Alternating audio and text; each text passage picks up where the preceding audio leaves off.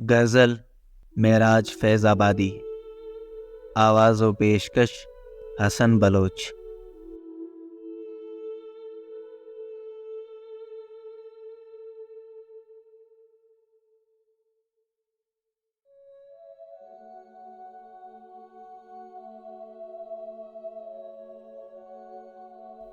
एक टूटी हुई जंजीर की फरियाद हैं हम। एक टूटी हुई जंजीर की फरियाद हैं हम। और दुनिया ये समझती है कि आज़ाद हैं हम। क्यों हमें लोग समझते हैं यहाँ परदेसी। एक मुद्दत से इसी शहर में आबाद हैं हम। काहे का तर्के वतन, काहे की हिजरत बाबा। इसी धरती की, इसी देश की औलाद हैं हम।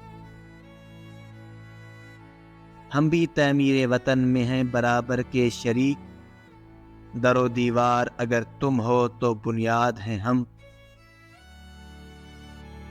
हमको इस दौर तरक्की ने दिया क्या मेराज। कल भी बर्बाद थे और आज भी बर्बाद हैं हम।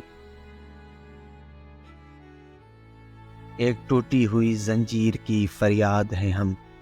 और दुनिया ये समझती है कि आज़ाद हैं हम।